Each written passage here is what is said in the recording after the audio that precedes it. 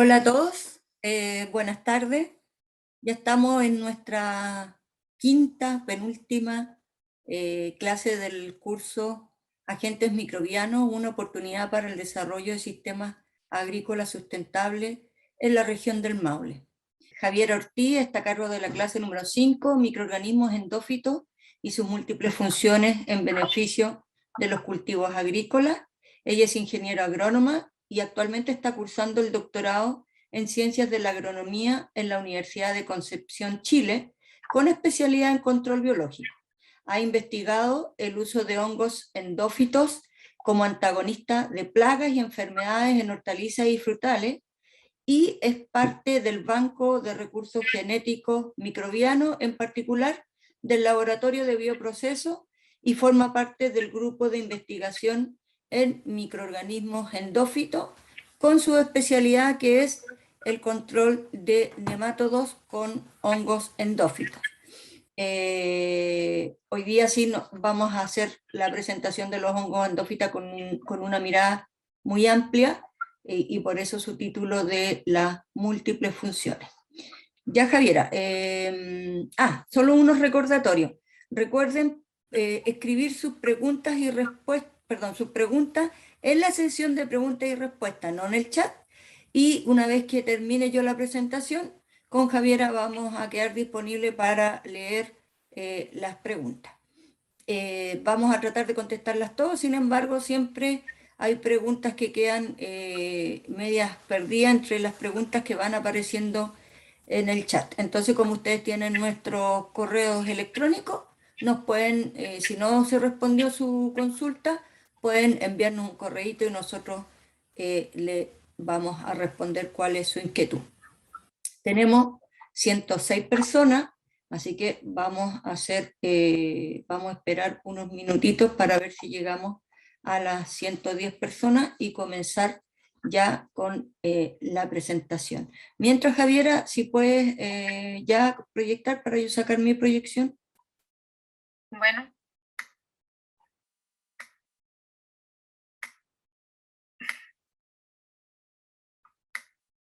¿Ahí? Sí, ahí ya la estamos viendo. Mientras pasan un poquito los minutos, les vamos a contar que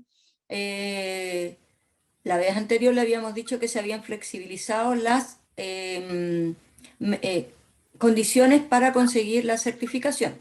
Es por eso que después de la charla de Gianfranco Castro, vamos a poner los plazos para que ustedes puedan, aquellos que se perdieron clase, puedan ver las clases en YouTube, y va a ser una semana en donde va a quedar abierta todos los cuestionarios, todos los tests, para que ustedes los puedan completar.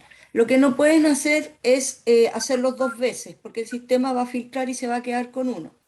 Entonces pueden comenzar, tienen una semana para revisar las clases en el YouTube y poder responder el cuestionario. Después de eso, una semana se va a hacer la evaluación, y posteriormente, para que no se preocupen, tenemos plazo de un mes para ir mandando los certificados, que se van a enviar de manera personal a cada uno de sus correos electrónicos.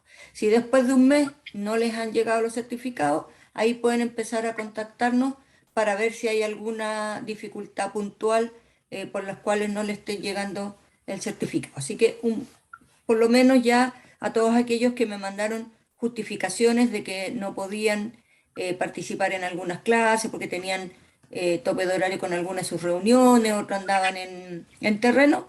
Bueno, con esta flexibilidad ahora se podría conseguir el certificado y tener ustedes sus evaluaciones. Ya, Javiera, vamos a incorporar tu presentación y estamos ok, 120 personas conectadas, súper bueno. Te dejo para que puedas presentar. Ya, muchas gracias. Bienvenida a nuestra quinta clase, microorganismos endófitos y sus múltiples funciones en beneficio de los cultivos agrícolas. Bueno, como desafío de la agricultura, se estima que para el año 2050, según la FAO, la población humana estará alrededor de los 10.000 millones de personas. Por lo tanto, nuestra productividad actual debería aumentar en al menos del 70 al 100% en comparación con la producción que tenemos hoy. Además, estos productos deben ser inocuos, ya que cada vez las personas y los consumidores están siendo más exigentes con la calidad y el tipo de alimentos que consumen.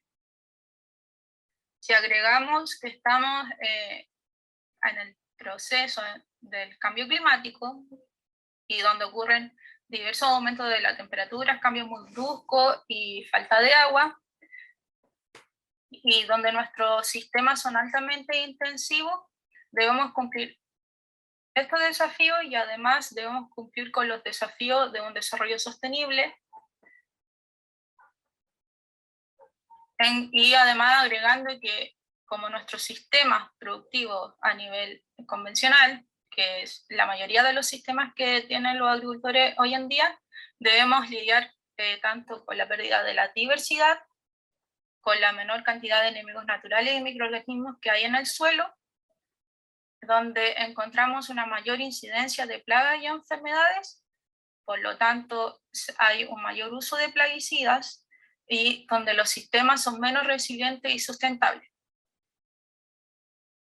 Y además debemos lidiar principalmente con las plagas, con deficiencias nutricionales o problemas nutricionales y con enfermedades que aparecen en estos sistemas intensivos. Por ejemplo, en el caso de las plagas, tenemos plagas a nivel de la parte aérea, que afectan a la parte aérea, donde estas plagas son de difícil control, ocasionan un daño directo a la planta y también daño indirecto, porque estos insectos a veces son vectores y transmiten virus.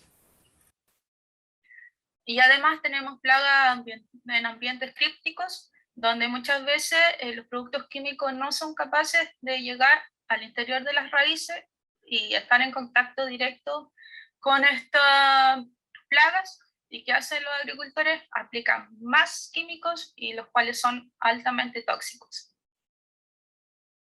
Y en el caso de las enfermedades, por ejemplo, en el caso de botrytis, esta ocasiona daño directo, donde genera un menor crecimiento de la planta, hay menor producción, hay pérdida de calidad de los frutos, y también este hongo genera estructuras de resistencia, las cuales son inóculos que permanecen en el suelo para la siguiente temporada, donde estas estructuras de resistencia son llamadas esclerosis, que se presentan a continuación. Y además, últimamente, está el caso de los patógenos o microorganismos oportunistas que han aparecido últimamente frente al alto uso de cobre, y donde estos microorganismos, al no haber microorganismos benéficos que puedan defender a la planta, entran y dañan a esta, por ejemplo, en el caso de los microorganismos que ocasionan enfermedades de la madera y causan daños que antes no se ocasionaban en los cultivos.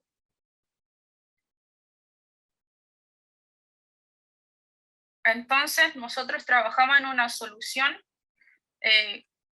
la cual ayuda a aumentar o mantener la biodiversidad, que sea amigable con los enemigos naturales, que nos permita mejorar el suelo, y nosotros pensamos que a través del uso de estos microorganismos benéficos sería la mejor solución para el manejo de nuestros cultivos.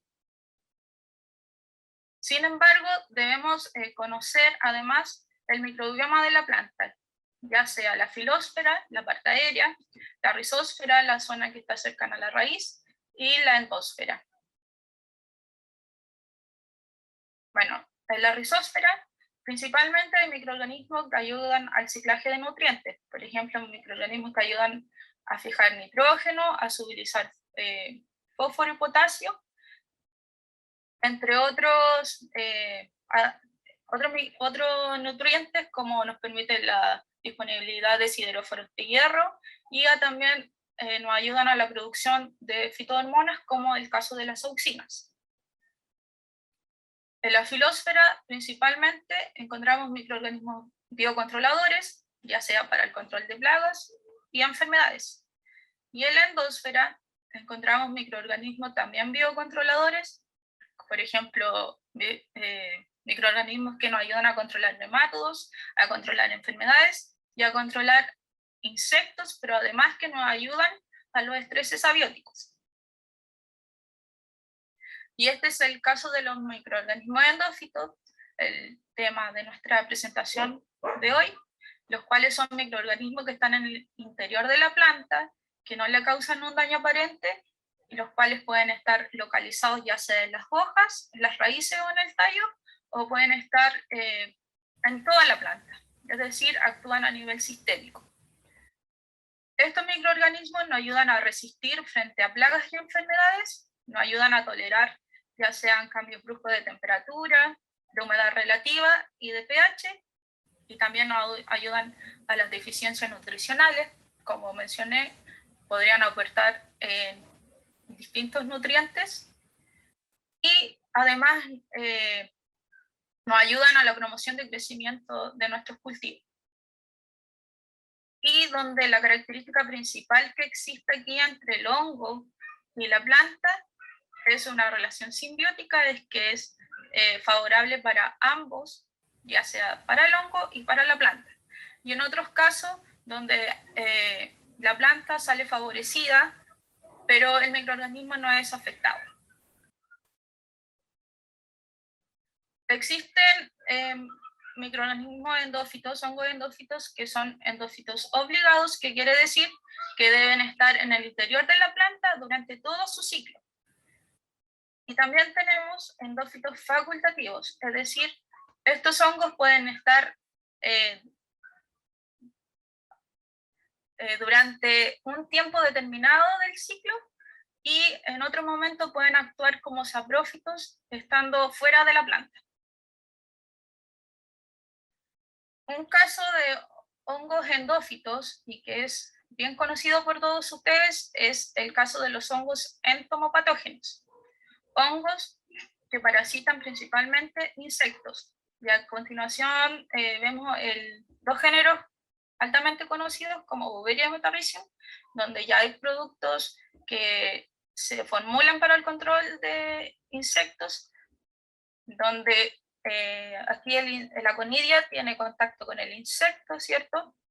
Luego estas conillas son capaces de germinar en la parte superficial del insecto, y a continuación estas conillas ingresan al insecto, se desarrollan por todo el hemocelio del insecto, lo parasitan completamente, y a continuación estos hongos comienzan a esporular, donde nuevamente quedarán conillas disponibles para que se vuelva a producir el ciclo, y estas conillas vayan a parasitar nuevas larvas en este caso. Y sin embargo, primero existieron los endófitos, y luego estos endófitos salieron al suelo y vieron que tuvieron que podían colonizar insectos. Entonces ahí surgió el concepto de hongos entomopatógenos. Existe una serie de trabajos donde se indica la capacidad que tienen estos géneros, ya sea Beauveria Metarrhizium, para colonizar distintas partes de la planta y distintas especies, como se indica a continuación, como maíz, café, algodón, tomate, poroto, trigo, ají y vides. Y donde además se han reportado más de 30 especies vegetales donde se indica que estos hongos tienen la capacidad de colonizar el interior de su estructura. Los hongos entomopatógenos endófitos tienen una función, es decir, no todos estos hongos sirven para todo. La función sería en una cepa específica controlar patógenos, otra cepa controlar insectos, es decir, cada cepa tiene su función. Además, existe una especificidad con el hospedero. Una cepa puede ser endófito de ají, otra cepa puede ser endófito de tomate, y la misma cepa puede ser endófita de tomate y ají. Tiene una especificidad con su hospedero. Existen diversas formas de aplicación de estos endófitos y también, como indiqué anteriormente, estos endófitos se pueden mover dentro de la planta o pueden estar solamente en las raíces, en las hojas. Eso depende de la capacidad que tengan de moverse en el interior de la planta. Y es muy importante conocer la persistencia de estas cepas, porque una cepa puede durar 20 días en el interior de la planta, pero otra puede durar 45 hasta 2 meses.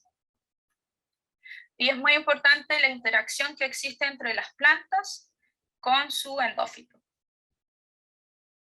Bueno, como indicamos en el título de esta presentación, los endófitos tienen múltiples funciones y dentro de sus funciones están que nos sirven para el control de patógenos, ¿cierto? Y para controlar estos patógenos existen diversos mecanismos. El primero de ellos es competencia, el segundo micoparasitismo, el tercero antibiosis y el cuarto resistencia sistémica. Bueno, la competencia consiste en que el endófito compite con el patógeno por espacio. Como ven en la imagen, aquí el endófito colonizó el espacio y le impidió a la hifa del hongo patógeno su ingreso. Bueno, en el caso del micoparasitismo, la hifa del hongo endófito atrapó, enrolló a la hifa del hongo patógeno y luego esta hifa le provoca una lisis celular y finalmente la hifa del endófito es capaz de degradar y de alimentarse de la hifa del hongo patógeno. El tercer mecanismo es la antibiosis, donde el endófito produce metabolitos secundarios, los cuales hacen que se debiliten las hifas del patógeno y que finalmente el patógeno ocupe otro nicho. Y por último, la resistencia sistémica es una respuesta de la planta, pero que esta respuesta va gatillada por el endófito. Es decir, por ejemplo, esa hoja está dañada por botrytis y el endófito le dice a la planta que algo raro está pasando. Entonces le avisa, lo alerta. ¿Y qué hace la planta? Activa su resistencia y para defenderse, ¿qué hace? Elimina la hoja. Bueno, también existen diversos mecanismos para el control de insectos. Entre ellos está la patogenicidad, el antagonismo, la resistencia sistémica y la interacción tritrófica. La primera de ellas, y es la menos reportada en los estudios, es que aquí llega el insecto, introduce su estilete en la hoja, ¿cierto? Y este insecto debería, al momento de ingerir o de succionar la hoja, debería tomar una estructura del hongo y así, y así se comienza a parasitar hasta provocándole la muerte. El antagonismo ocurre a través de la producción de metabolitos secundarios, ¿cierto? Donde la planta produce metabolitos y hace que el insecto se repela, que no quiera estar ahí en la hoja. El siguiente mecanismo es cuando tenemos la resistencia, donde el insecto, el endófito, provoca metabolitos y alerta a la planta y le dice, por ejemplo, el insecto succiona la hoja y la planta aumenta la concentración de genes que permiten el engrosamiento de esta. Entonces, cuando va un nuevo pulgón, o mosquita en este caso, la mosquita no va a ser capaz de succionar la savia y se va a ir hacia otra planta que no está protegida. Y el último mecanismo es la interacción del endófito, el insecto y sus enemigos naturales. Aquí llega el insecto a la planta, ¿cierto? Y el endófito se percata de eso. ¿Y qué hace el endófito? Produce sustancias, metabolitos, pero hacia el exterior. Sustancias que atraen a los enemigos naturales. Entonces llega el enemigo natural y este enemigo puede comerse al insecto o parasitarlo, como se indica aquí en la imagen, donde el huevo o ninfa del pulgón o mosquita fue parasitado por una avispa y luego esta avispa sale desde el interior de los huevos y sigue parasitando nuevos huevos de pulgones o de mosquita blanca.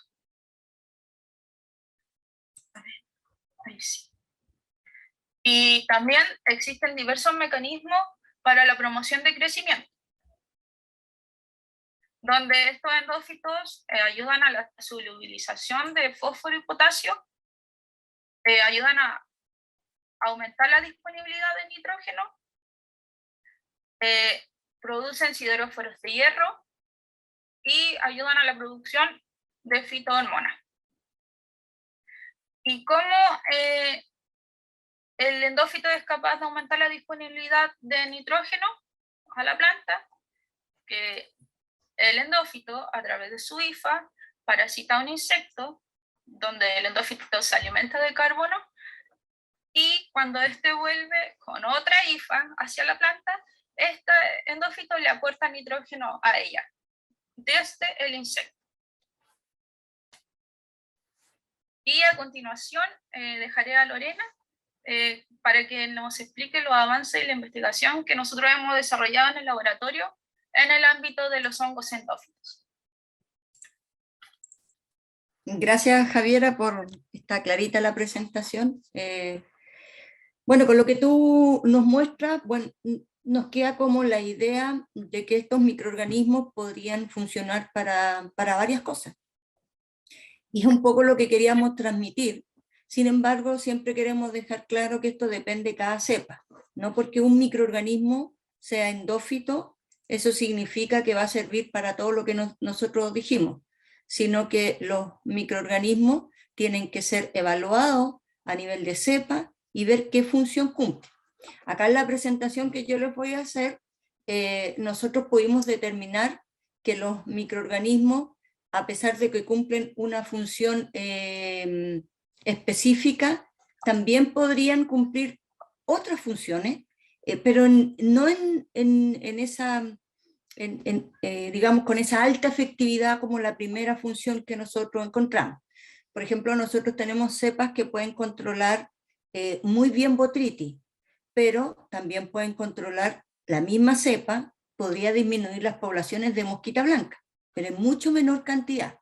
Entonces, sabiendo esto y teniendo los resultados de nuestra investigación, nosotros hemos ido más allá de la investigación y era un poco lo que queríamos mostrar con Javiera, y hemos desarrollado estrategias de uso. Y en la medida que va pasando el tiempo, nosotros vamos incorporando más antecedentes al desarrollo de los productos en base a hongos endófitos. También le quiero contar que el desarrollo que nosotros hemos tenido con los hongos endófitos es uno de los que está más avanzado a nivel latinoamericano. Somos uno de los pocos grupos que está trabajando con microorganismos endófitos ya a nivel comercial, y partimos con microorganismos endófitos como promotores de crecimiento, dado la dificultad o lo complicado que es registrar microorganismos como bioplaguicida. Entonces, nosotros estudiamos dentro de esas múltiples funciones, estudiamos su acción como bioestimulante y pudimos confirmar que muchas de las cepas tenían esta función. Entonces, yo les voy a presentar, me voy a avanzar porque es la misma presentación, y vamos a ir a la parte de los resultados que hemos obtenido nosotros hasta la fecha. Ahí estamos.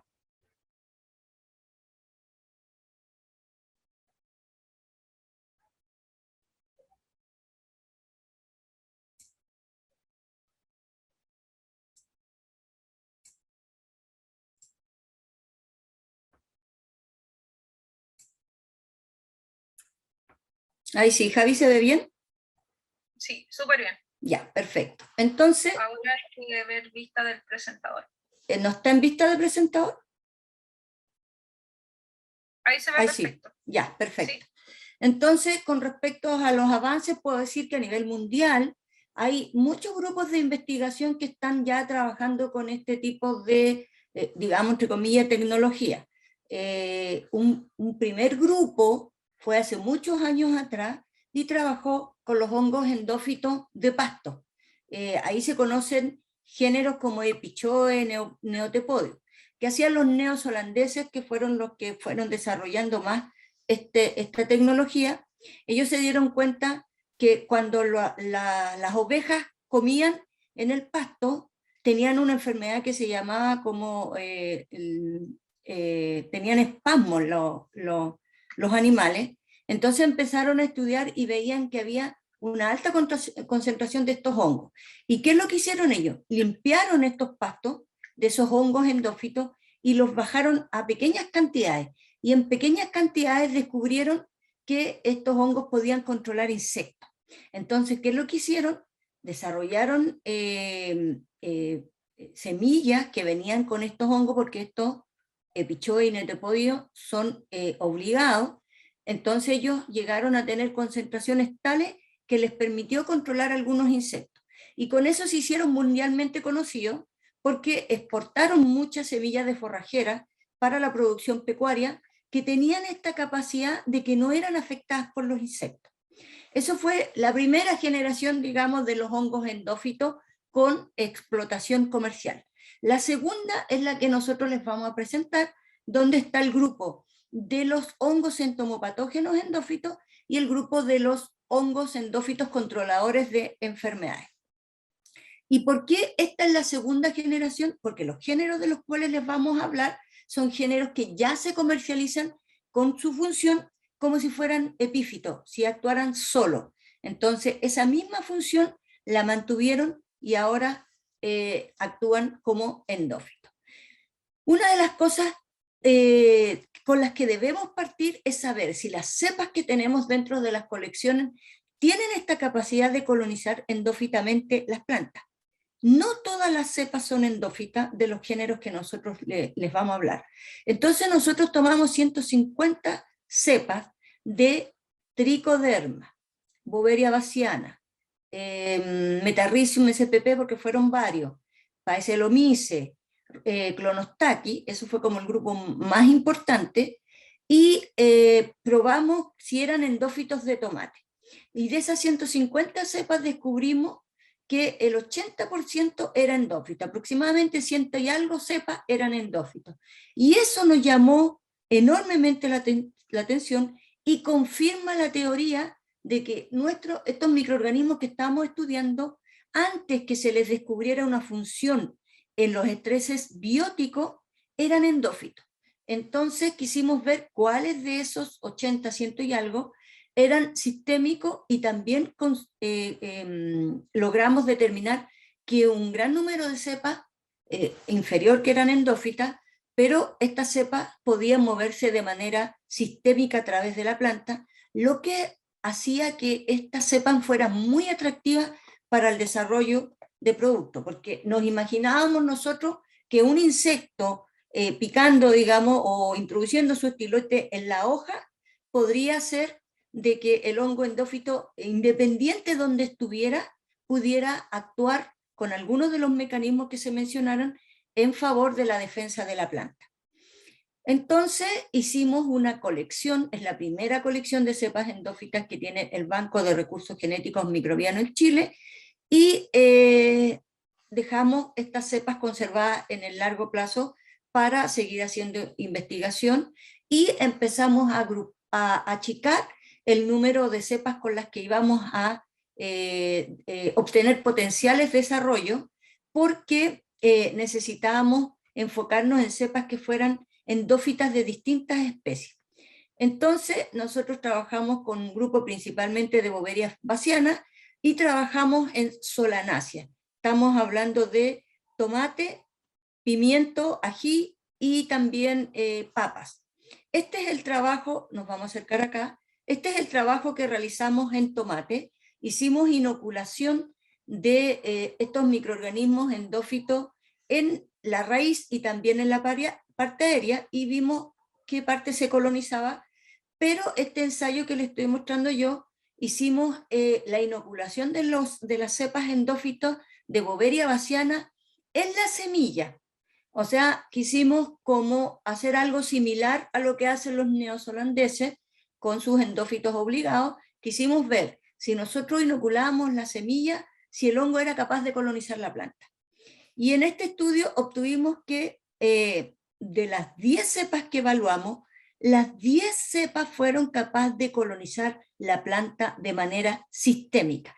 Es decir, encontramos estructura de los hongos en el tallo, en la raíz y también en las hojas. Por ejemplo, la cepa 557, que ustedes la van a escuchar en todos los trabajos que voy a ir presentando, era más endófita de la raíz, con un 46%, y el rango de colonización endofítica varía entre 8 y 46% en la raíz. En el tallo encontramos que la cepa 570 era la más endófita, con un 46%, muy similar a la anterior, y también el rango se movió en 8 y 46%. Y por último, nuevamente la cepa 557 logró colonizar hasta las hojas, y el porcentaje de colonización endofítica aumentó. En general, en todos los trabajos que hacemos con Boveria bassiana, los porcentajes de colonización endofítica en las hojas son muy buenos, mientras que cuando trabajamos con Metarrhizium o con Trichoderma, los porcentajes de colonización en las raíces son más altos. Entonces, comparamos nuestros resultados con los trabajos realizados por Quayum en el 2015, y descubrimos que si bien ellos tenían altos porcentajes, ellos trabajaron con 3 cepas solamente, nosotros trabajamos con 10, y el método de inoculación presentó distinto. Acá vimos que él inoculaba a través de las raíces cuando la planta ya estaba grande. Entonces sacábamos la conclusión que quizás nosotros donde inoculamos la semilla pasó mucho tiempo, y los porcentajes que obtuvimos no fueron tan altos porque hay un tiempo entre que se inoculó y que la planta creció y el hongo logró endofitarse. Luego tenemos la actividad frente a algunos insectos, y trabajamos con mosquita blanca de los invernaderos, porque este es un insecto muy difícil de controlar, por lo menos aquí en Chile. Acá tenemos Trialeurodes vaporiarorum, en otros países tenemos Bemesia tabasi, y tienen un comportamiento muy similar. Y aquí lo que vimos era el efecto que tenían los hongos endófitos al ser inoculados nuevamente. En este caso nosotros lo inoculamos en las raíces, ¿cierto? Y vimos el efecto que tenían en el número de huevos por centímetros cuadrados de hojas de tomate. Y aquí lo comparamos con plantas a las cuales no le habíamos aplicado nada más que agua, y descubrimos que estos hongos endófitos eran capaces de reducir en un 66% el número de huevos por centímetros cuadrados de foliolo, en el caso de la cepa 557. Se recuerdan anteriormente, vimos la cepa que había tenido un alto grado de colonización endófita, era la 557, y luego pusimos 4 cepas en este ensayo, y 557 tiene un mayor efecto frente a los huevos de mosquitas blancas. Entonces aquí empezamos a desarrollar nosotros el concepto de las cepas estrellas. Nos hemos quedado al final con 8 cepas que son muy buenas en varias cosas, y con eso disminuimos el mito de que las cepas de hongos entomopatógenos o de hongos micopatógenos son muy específicas. Aquí estas cepas no son tan específicas ni en la planta que colonizan, ni tampoco en el insecto que controlan, y lo vamos a ver en los otros estudios.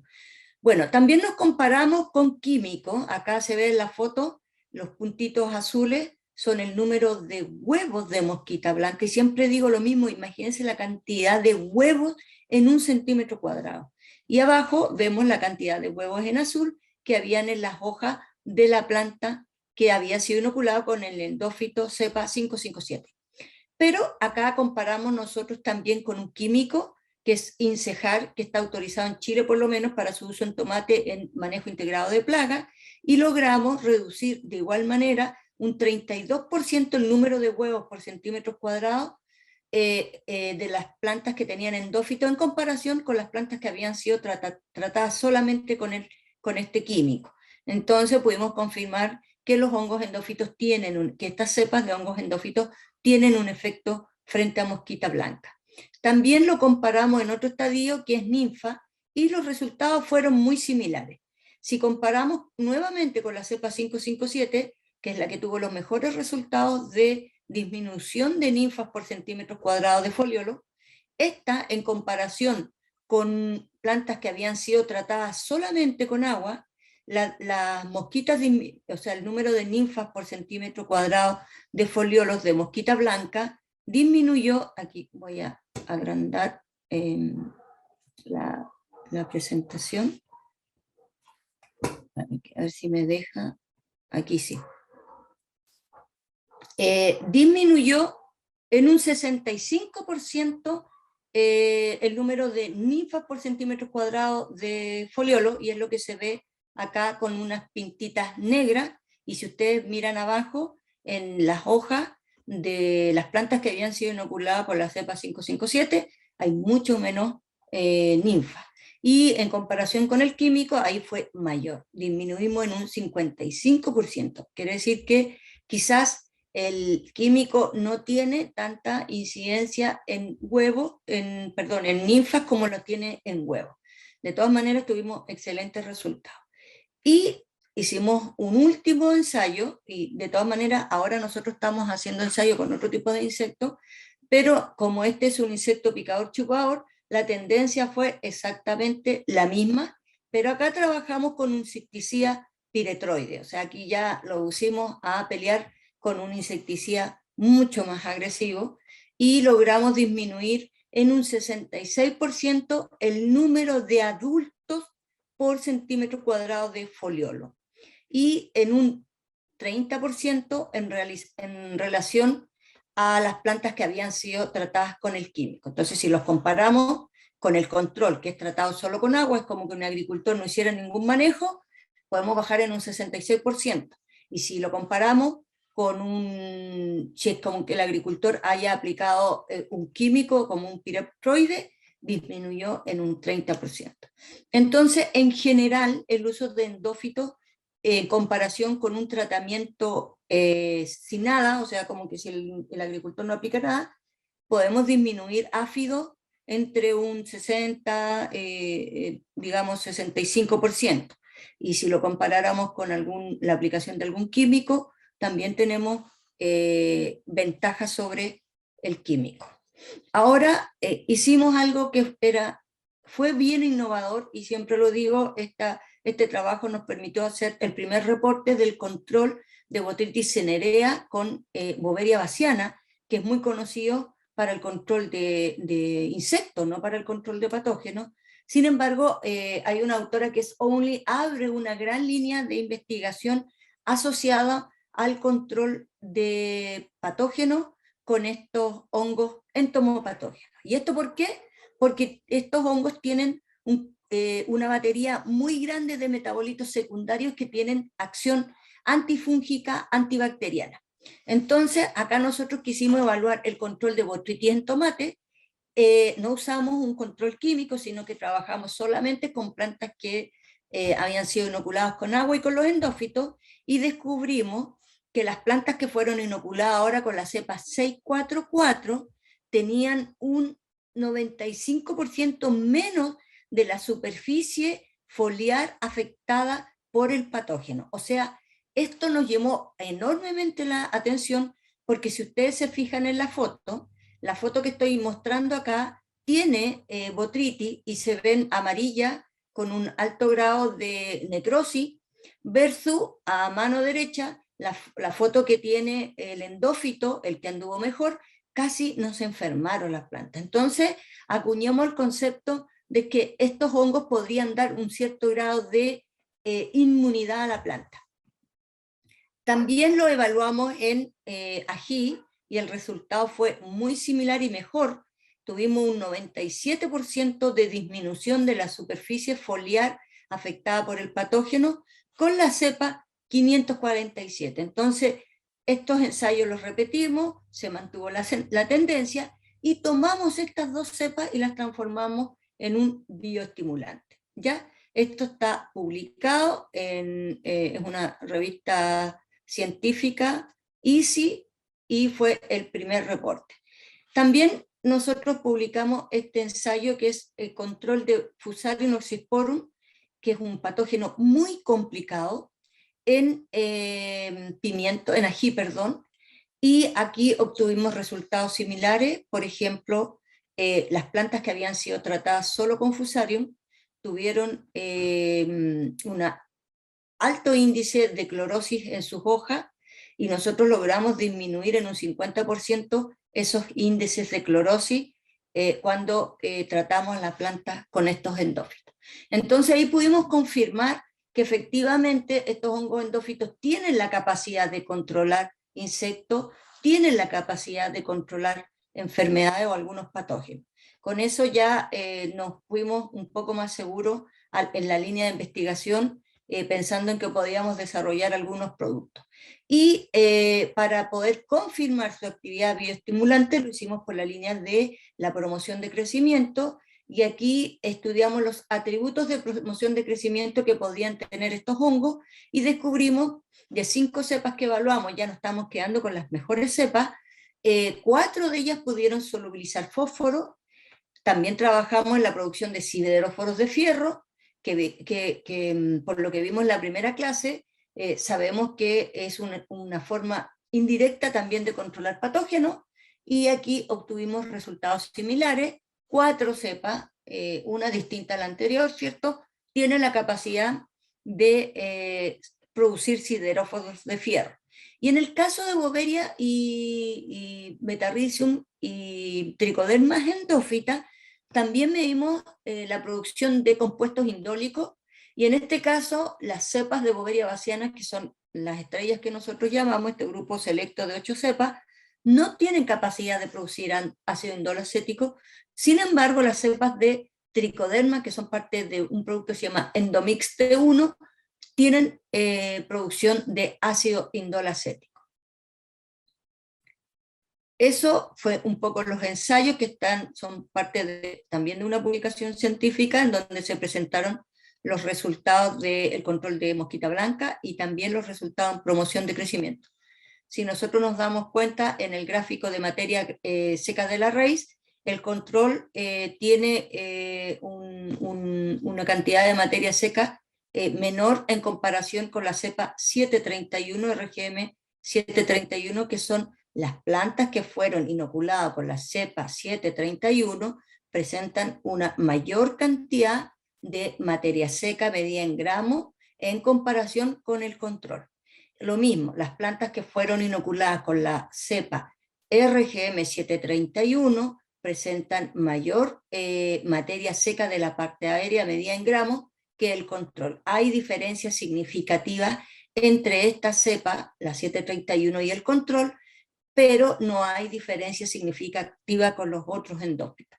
Lo importante es que acá muchos de los endófitos lograron porcentajes de materia seca, tanto en raíces como en la parte foliar, mayor al testigo o al control. ¿Y esto qué nos hace? A nosotros nos motiva porque decimos, bueno, si el endófito está controlando, por ejemplo, la cepa 557, está controlando insectos, eventualmente también podríamos estar obteniendo una mayor cantidad de biomasa que se podría traducir en mayor follaje o en mayor cantidad de frutos.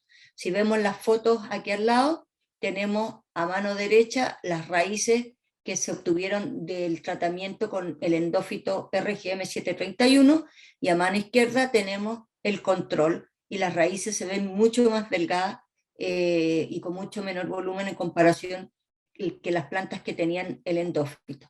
Y a nivel foliar observamos lo siguiente: si bien los resultados nos decían que había menor biomasa en el control, también pudimos observar que la coloración de las plantas que habían sido inoculadas con estas cepas endófitos era de un verde mucho más intensa. Eso quiere decir que lo más probable es que las plantas que tenían solamente agua estaban pasando por un proceso de estrés, mientras que las plantas que habían sido inoculadas con estos endófitos no tenían ese estrés.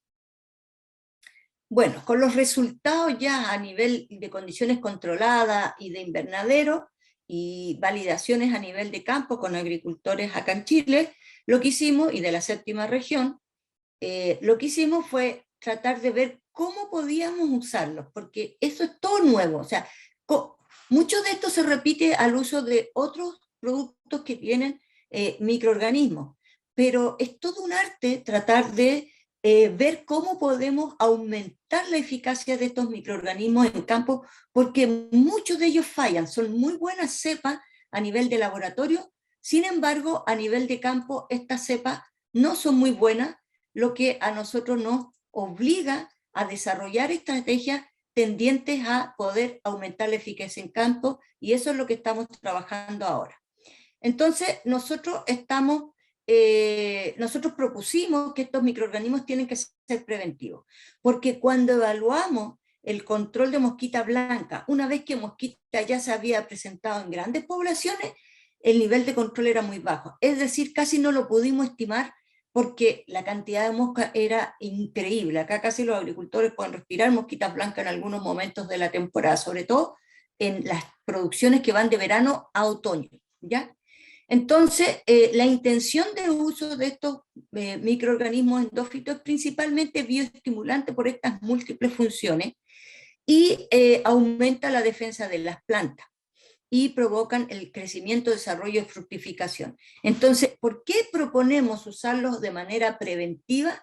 Es para poder sacarle provecho en todo esto que pueden hacer. Y además tienen un importante potencial, y ustedes lo vieron, en el control de plagas y enfermedades.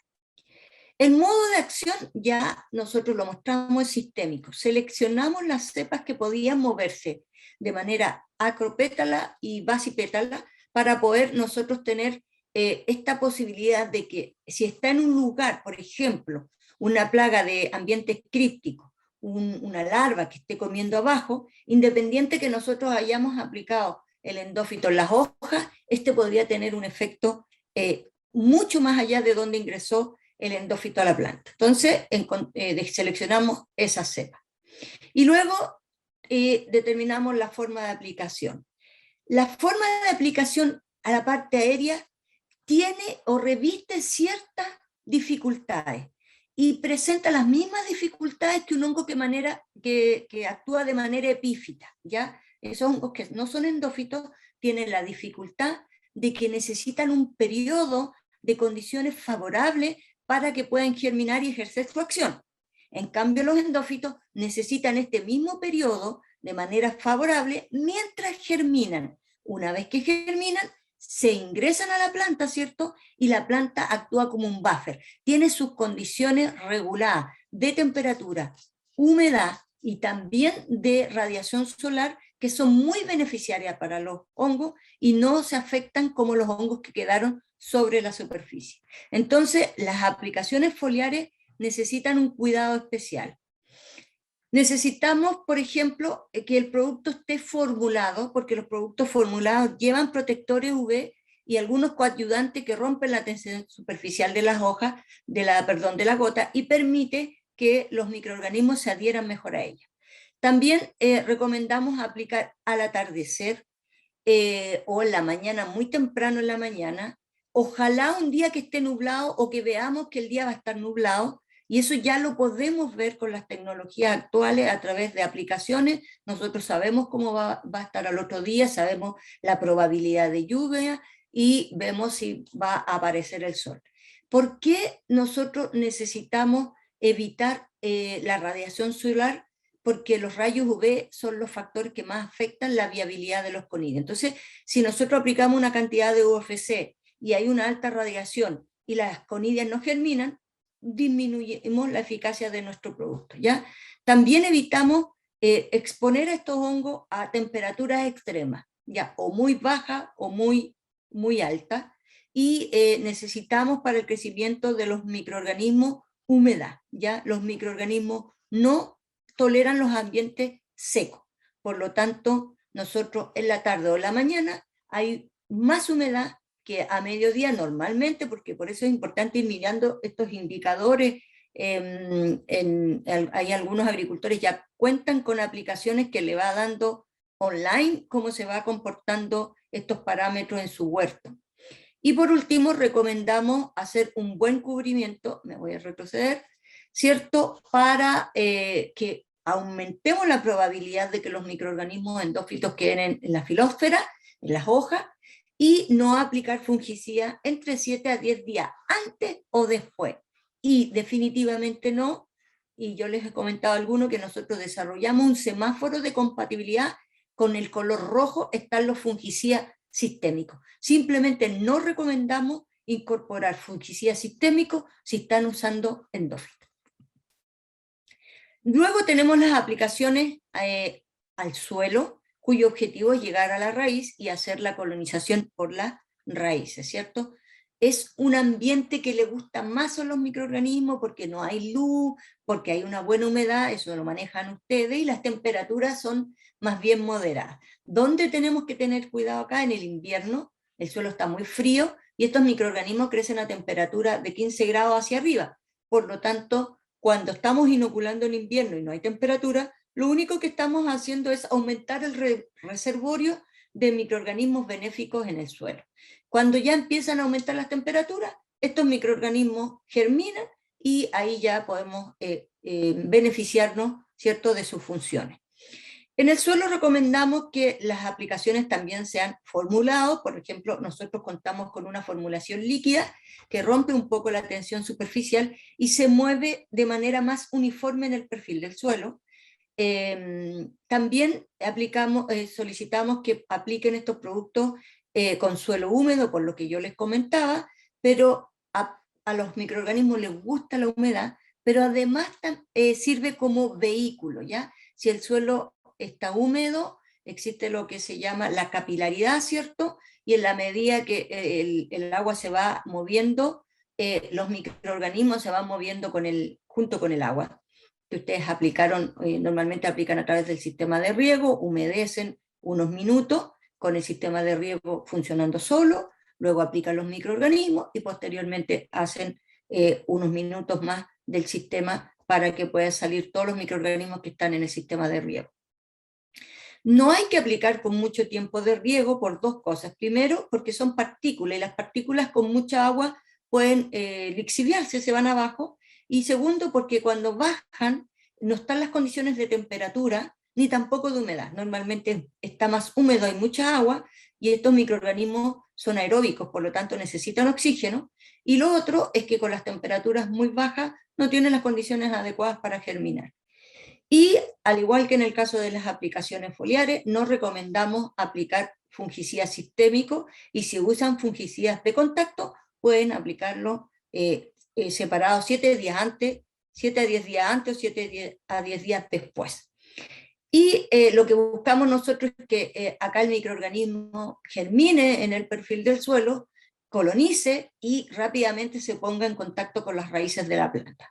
Una tercera forma de aplicación que hemos estudiado es el remojo de semillas, y esto es válido para cultivos más extensivos, trigo, donde ya tenemos algunas cepas que controlan el mal del pie, y también, por ejemplo, para cilantro, espinaca, acelga, que son de siembra directa, por lo menos acá en Chile. Recomendamos lavar la semilla en el caso que contengan fungicida, un lavado con agua potable impecable, pues después dejan un poco que se seque la semilla, y una vez que la semilla ya está seca, usted le incorpora los microorganismos benéficos y los dejan remojar entre 2 a 4 horas. Nosotros hemos visto que este tiempo es bastante bueno porque la semilla toma agüita y se imbibe con el agüita, y los conidios se van ubicando ciertos lugares ahí, estas rugosidades que tienen las semillas, y permanecen ahí hasta cuando ya llegan al suelo y pueden germinar. Y es económico porque ustedes ocupan una pequeña cantidad del producto y pueden lograr una gran cantidad de semillas colonizadas o que llevan estos hongos endófitos. Otra recomendación de uso más es hacer aplicaciones de manera inundativa, es decir, aplicar a toda la superficie del suelo y también con un muy buen mojamiento para que aumentemos la probabilidad de que el microorganismo endófito se encuentre con la planta pueda germinar e ingresar a ella. Pero también queremos aumentar la probabilidad de que estos microorganismos como saprófitos, estando fuera de la planta, también pueden ejercer alguna función, como por ejemplo tricoderma, que aplicado directamente al suelo tiene una acción antagónica frente a una gran cantidad de microorganismos patógenos. Y bueno, y cuando tenemos invernadero también nosotros recomendamos aplicar a todas las estructuras del invernadero. Con eso conformamos una estrategia y tenemos 4 puntos en el caso de las hortalizas donde recomendamos aplicar. La primera es una aplicación antes de la siembra y después, en el caso de que se haga un manejo integrado, ¿cierto? Después de la desinfección, ya sea una desinfección con plantas, una biofumigación, perdón, que la biofumigación es más natural, es más amigable, pero igual mata todo, o si se hace una fumigación química. En ambos casos, ustedes aplican estos tratamientos y posteriormente aplican los hongos endófitos para colonizar ese suelo que fue desprovisto de toda su microbiota, tanto benéfica como patógena. Entonces hacemos una colonización del suelo y algunos hongos como tricoderma rápidamente empiezan a germinar y lo que haya quedado por ahí, por ejemplo, estructuras de resistencia de estos patógenos, podrían eventualmente colonizarlas y desde antes de que llegue el cultivo empezar a tener un efecto de control.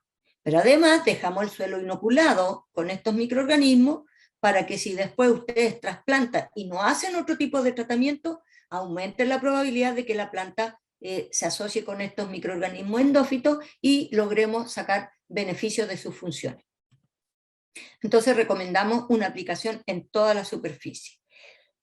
Mantengo las recomendaciones que decía anteriormente, no apliquen con todo el sol, no apliquen con alta temperatura, porque los microorganismos pierden viabilidad bajo esas condiciones. El segundo momento de aplicación que recomendamos puede ser a nivel de almácigo, cuando corresponda, y en este caso recomendamos estas aplicaciones porque muchos agricultores compran almácigo en plantineras y nosotros no sabemos la calidad fitosanitaria de esas plantas. Hoy día hemos escuchado y como INEA nosotros recibimos plantas para hacer análisis fitopatológico y hemos recibido muchos reclamos de agricultores que ellos tienen la teoría de que las plantas llegan enfermas del vivero, ¿ya? Y si ellos plantaron y nos llevan la muestra, ya nosotros no podemos atribuir la enfermedad al vivero, pero si traen las plantas directamente del vivero y vemos que están enfermas, quizá ahí el agricultor puede usar estos informes para reclamarle al vivero. Entonces, incorporando microorganismos benéficos y en particular microorganismos endófitos en el vivero, nosotros podemos disminuir la probabilidad de que estas plantas que vienen enfermas mantengan esta enfermedad en nuestro potrero o que de alguna forma también nos ayuden a propagar este patógeno si es que viene de otro lado. Eso pasa mucho con fusarium. Y nuestra recomendación en el caso de los productos que nosotros desarrollamos es tricoderma en la parte de abajo, donde están principalmente las raíces, y boveria en la parte de arriba. Y si alguien me preguntan, ¿qué pasa si yo aplico tricoderma y boveria juntas?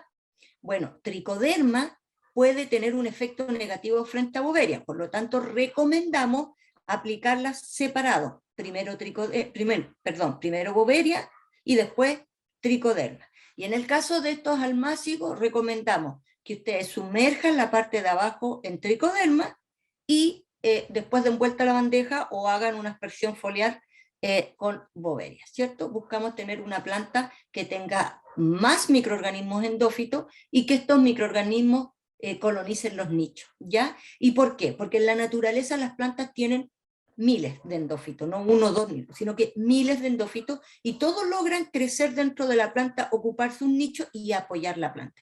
Y si ustedes vieran plantas que tienen microorganismos endófitos, en comparación de plantas que no los tienen, que han sido muy mejoradas genéticamente y que hacemos estos tratamientos de limpiar el suelo, se van a dar cuenta que la planta presenta mejor condición si las comparan. Un poco lo que vimos en la foto de las plantas que habían sido inoculadas con endófito en comparación con aquellas que no lo tenían, ¿ya? Sobre todo en sistemas intensivos podemos sacar mayor provecho de estas tecnologías.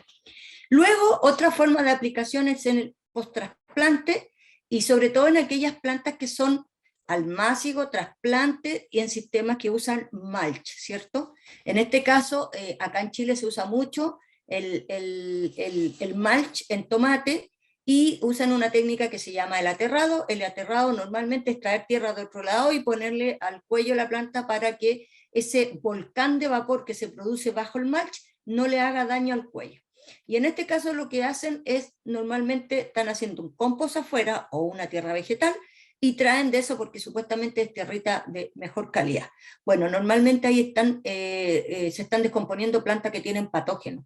Entonces nosotros no recomendamos esa práctica si es que ustedes no tienen ese sustrato, digamos, ya totalmente desinfectado o está con mucho tiempo. En el caso de que ustedes incorporen esta técnica, que es la del aterrado, ustedes tienen que aplicar en esa tierra, ¿cierto? Estos microorganismos benéficos y también en el resto de las plantas. Y que es un poco lo que tratamos de graficar nosotros ahí, que puedan aplicar en el sustrato y también una aplicación foliar a la plantita. Todo lo que ustedes han visto, todavía no tenemos ni una plaga ni una enfermedad. Todo es preventivo. Y nuevamente insisto, buscamos que la planta se encuentre lo más rápidamente posible con el endófito. Y por último tenemos una aplicación según programa sanitario, que yo he visto que muchos de los técnicos que están incorporando estas tecnologías lo hacen. Dicen, bueno, ahora tenemos condiciones de humedad como para que tengamos botritis, entonces en vez de aplicar un fungicida, ponga una aplicación de estos microorganismos endófitos.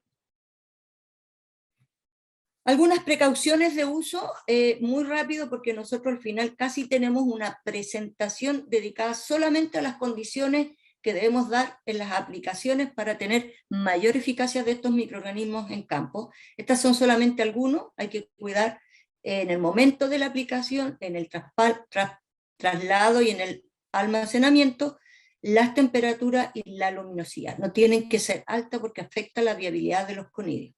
También les solicitamos que usen aguas limpias. Aguas de canal no, yo lo mencioné, las aguas de canal tienen una alta cantidad de patógenos y a veces algunos pH muy duros para los microorganismos, y tampoco recomendamos el agua potable porque el agua potable tiene diversos niveles de cloro que pueden afectar la germinación y la viabilidad de los microorganismos endófitos, y también recomendamos no mezclar con plaguicidas y en particular con fungicidas.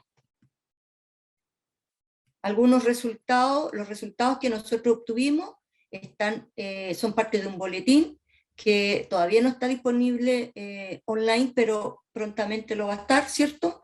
Y este boletín trae todas las condiciones o las recomendaciones de cómo se deben usar estos microorganismos endófitos.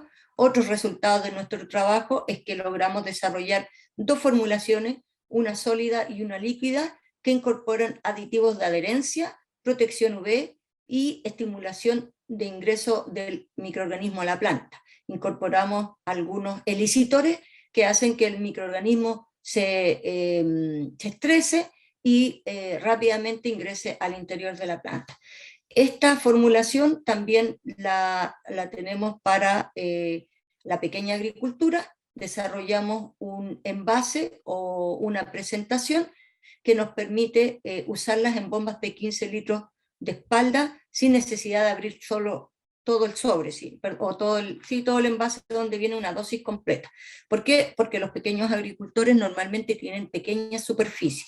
Entonces con esto el agricultor casi no expone el producto a las condiciones para que se puedan contaminar. Y es un poco lo que vemos acá. Acá tenemos la formulación sólida. Dentro de este envase grande hay 26 sobrecitos pequeños como los que están acá adelante.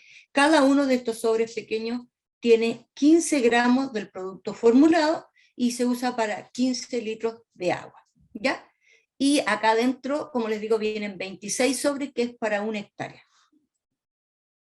Tenemos esa formulación sólida y también una formulación líquida que puede ir en envases de 1 litro y también puede ir en estos sachets. Bueno, desarrollamos 3 fichas técnicas que están, un díptico y 3 afiches que están publicados en la página web www.endofitos.com.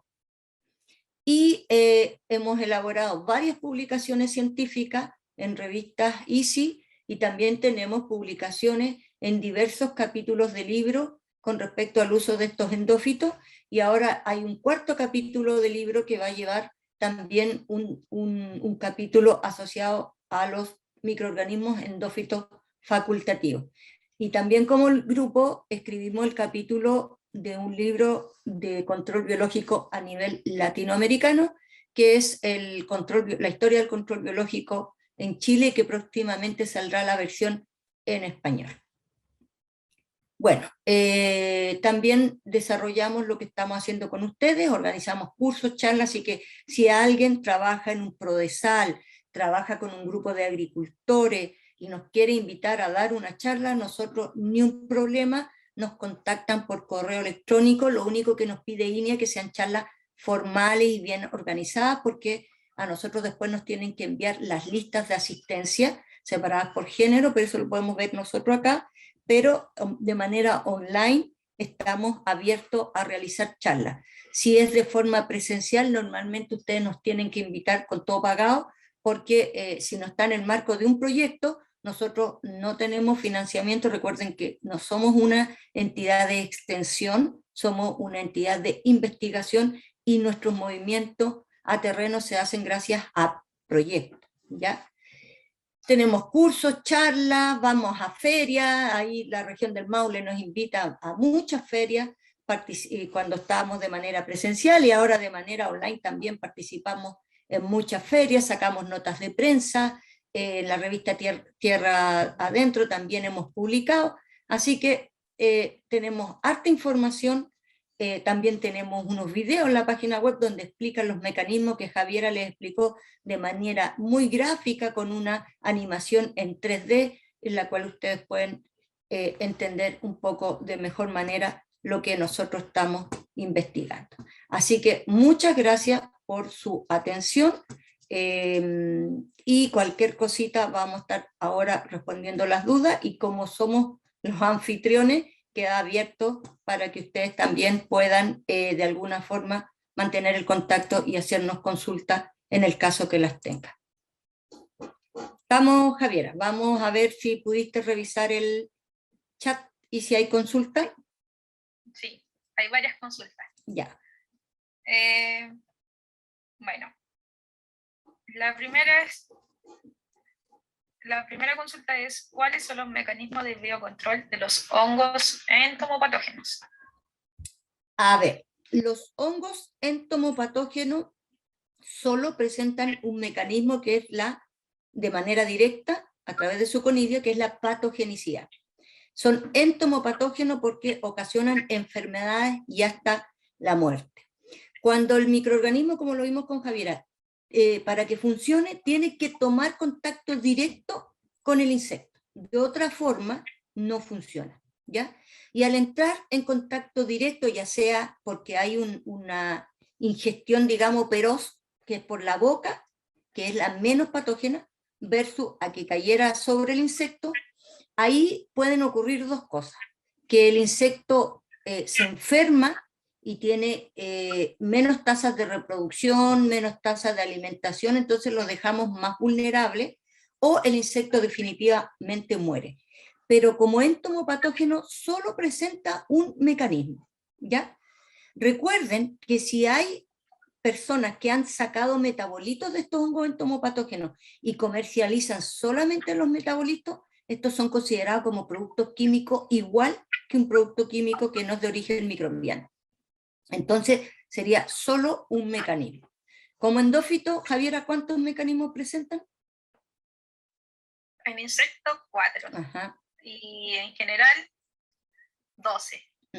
Sumamos todas las múltiples funciones y los distintos mecanismos. Bueno, la siguiente pregunta está relacionada con los mecanismos de control. Dice: ¿podría volver a repetir los mecanismos de control y los de promoción de crecimiento? A ver, si es que se pueden dar los mecanismos dentro de la planta, varios o uno, sí se pueden dar. Podría estar el hongo en la planta ayudándolo a mitigar la incidencia o los daños ocasionados por el ataque de insectos y eventualmente de manera directa podría estar produciendo sideróforos de fierro o podría estar solubilizando fósforo y con eso podríamos promover el crecimiento. Entonces, eso es una de las cosas súper buenas que tienen estos endófitos, que pueden cumplir una función o varias funciones, tanto en control de insectos como control de enfermedades, como promoción de crecimiento, pero no olviden que va a depender de la cepa. Exacto. La siguiente pregunta dice, ¿es probable que las cepas pierdan su efectividad durante el tiempo una vez que se reproducen en forma in vitro? Definitivamente es muy probable. Nosotros tenemos un estricto protocolo de multiplicación de nuestra cepa al tercer repique, cuarto repique como máximo, o cuarto proceso de masificación, y era una de las cosas que estaban haciendo hoy día las chicas en el laboratorio, lo pasamos por un hospedero. Por ejemplo, por insectos, hacemos agar insecto, o hacemos agar planta, y las pasamos por esclerosios de esclerotinia. Entonces, cada cierto tiempo, dependiendo la función del endomix, del endófito que nosotros comercializamos, hacemos pasar por el hospedero inicial, y en todos los casos lo hacemos pasar por agar con plantas para que mantengan esta capacidad de colonizar endófitamente las plantas. Perfecto. La siguiente consulta dice, ¿los coadyuvantes adherentes para mejorar cubrimiento son recomendables? Muy recomendable, pero siempre ustedes tienen que hacer dos cosas. Primero, en el caso que estén desarrollando productos, tienen que ver que tengan compatibilidad en la formulación y que sean de origen alimentario. Se habla de que si está en el FDA, nosotros podemos incorporarlo como formulación, a pesar de que eso no está regulado en Chile. Y lo segundo es que tienen que hacer pruebas de compatibilidad. Nosotros las hacemos gratis para nuestro producto si ustedes nos mandan una muestra del producto que quieren estudiar la compatibilidad. Entonces, por ejemplo, hemos recibido retenol, hemos recibido quitosano, hemos recibido insecticidas, fungicidas, hacemos la prueba de compatibilidad y después la sumamos al semáforo que esperamos prontamente publicar en nuestra página web. Y les decimos, no le hace nada, así que está en amarillo, o sabes que lo promueve la esporulación y la germinación, lo ponemos en verde, y si no, si le causa daño, lo ponemos en rojo y recomendamos no usarlo. Así es. Muchas gracias. La siguiente consulta dice, ¿el endófito que se quiere aplicar en frutales penetra por raíces o por los estomas de las hojas? Javi, ahí te paso la respuesta a ti. Bueno, como Lorena indicó, tenemos diversos endófitos y cada uno tiene su forma de transportarse en la planta. Por ejemplo, nuestras boberias son sistémicas, pero a ellas les gusta estar más en la parte aérea, o sea que podrían ingresar por el estoma, por los estomas de las hojas.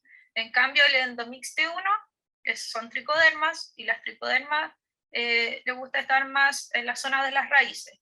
Entonces, ahí podrían ingresar por las raíces.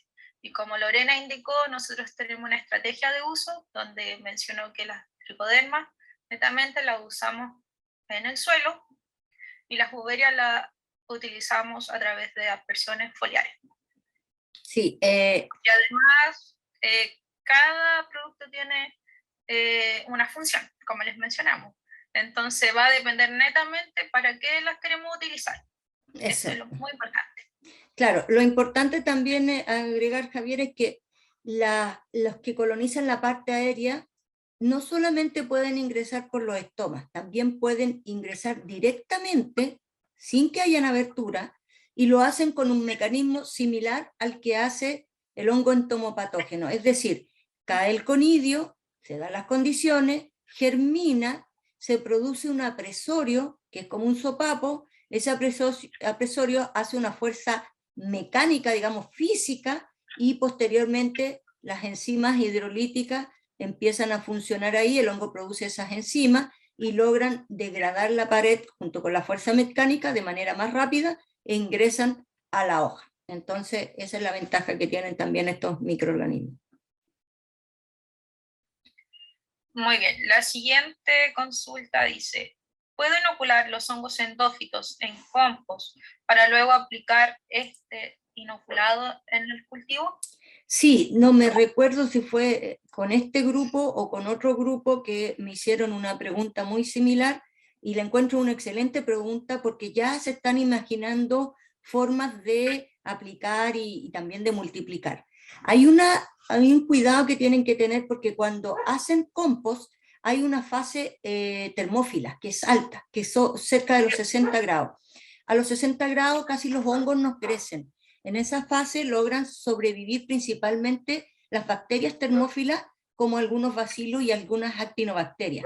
Entonces, la recomendación sería que ustedes pudieran aplicar estos endófitos de los géneros que nosotros trabajamos en la fase fría, es decir, posterior a la fase termófila, ¿ya? Y ahí la ventaja que obtendríamos, que como pueden sobrevivir como saprófitos, si llegaran a encontrar algún sustrato, podrían multiplicarse. Y al multiplicarse llevan mayor cantidad de inóculos a terreno. Así que es una muy buena estrategia. Muy bien.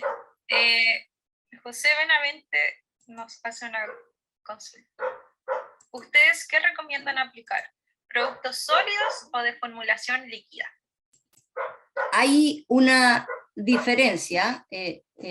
La diferencia está en que el tipo de propágulo que hay, ¿ya? Nosotros trabajamos con conidia, y ese es un propágulo que es como una estructura de resistencia.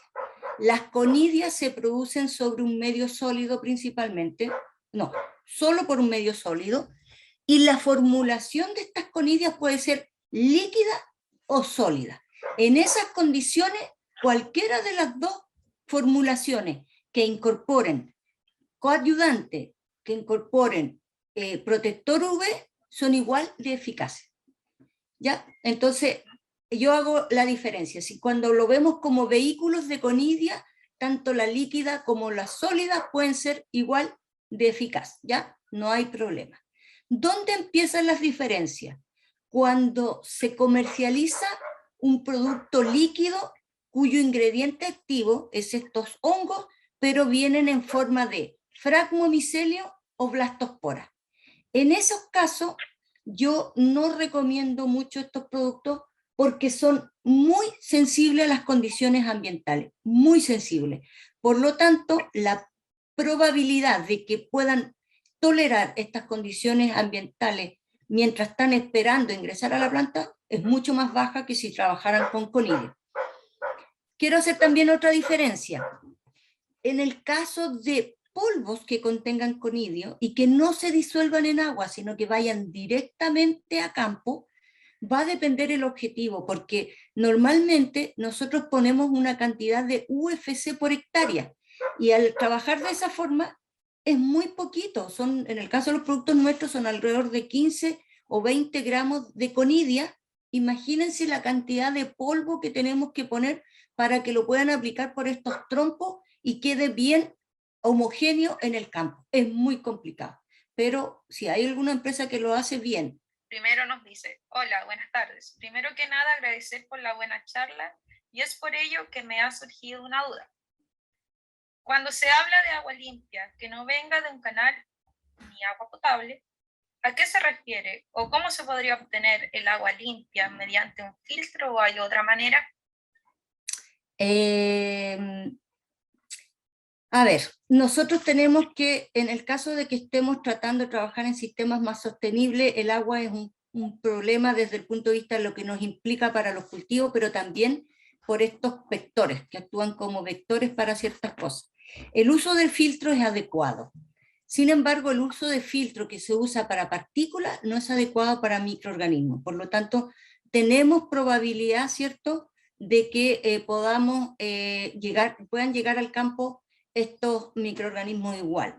Por lo tanto, lo que nosotros recomendamos es que se haga un análisis de agua. Si el análisis de agua no hay patógenos de humanos y tiene menos de 1 por 10 elevado a 3 microorganismos por ml del líquido, puede ser un agua que podría tener ciertas condiciones para usarlo, ¿cierto?, con nuestros productos.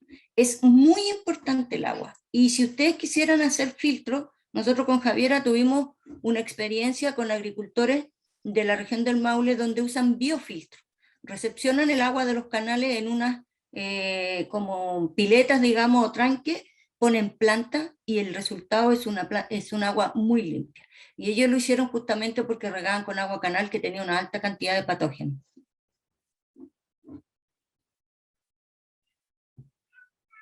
Gracias. La siguiente pregunta dice, ¿cuáles serían los tiempos de germinación en aplicaciones foliares o de riego?